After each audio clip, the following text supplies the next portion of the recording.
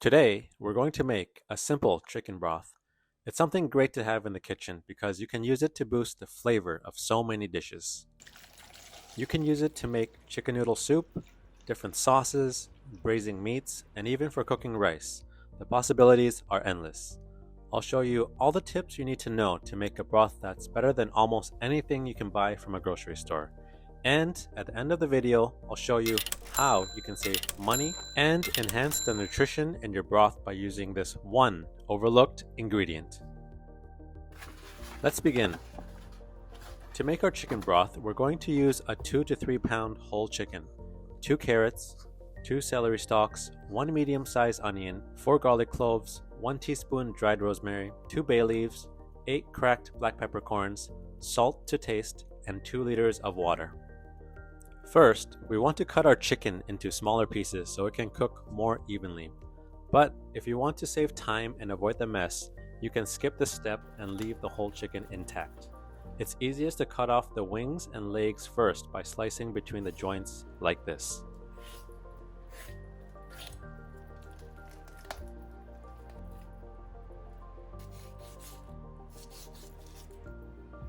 Next, we can separate the back of the chicken and finally cut the chicken breast into smaller pieces. Now this next step is called blanching and is important to do if you want a clean and clear broth. It will help remove blood and unwanted impurities from the chicken.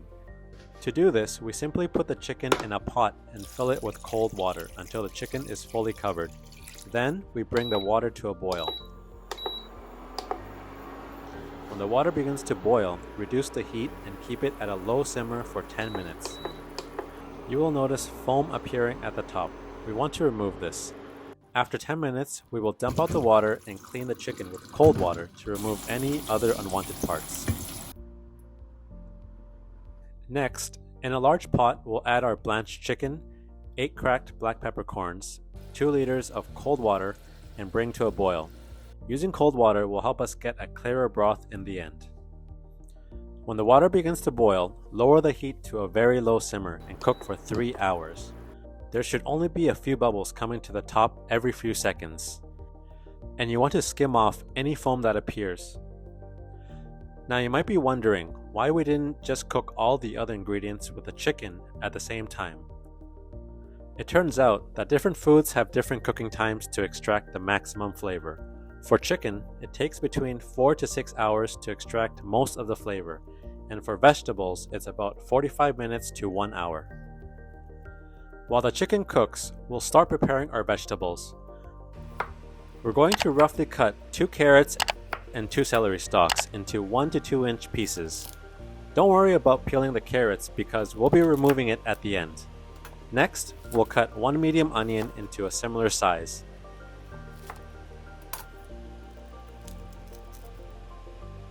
Then, lightly crush 4 garlic cloves.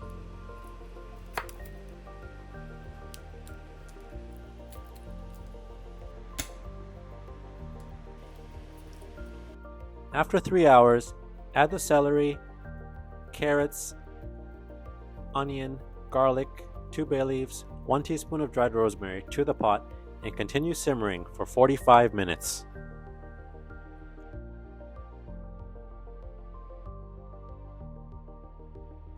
After 45 minutes, add salt to the broth to your desired taste.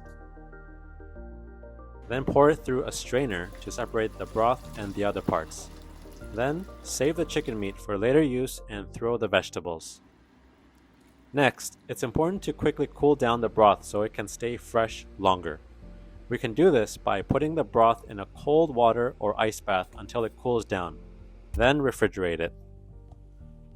The broth can be refrigerated for up to a week or frozen for a few months. You'll notice that when the broth is cold enough, any fat will become solid on top. We can scrape off the fat and use it later or throw it away. Since you can keep the broth in the freezer for a long time, it's a good idea to make a large pot of it so you will always have quality homemade broth ready to use. Alright, as promised, if you want to save money and make a more nutritious broth, then don't buy the usual chickens you see at the store. They're normally called broiler fryer, or roaster chickens and are grown in about 6 to 8 weeks. Instead, you want to get stewing chickens. They're generally over 10 months old, usually bigger, and have more nutrients than the common chicken most people are familiar with. And stewing chickens only cost a fraction of the price. So the next time you're looking for chicken, you'll know exactly which one to get.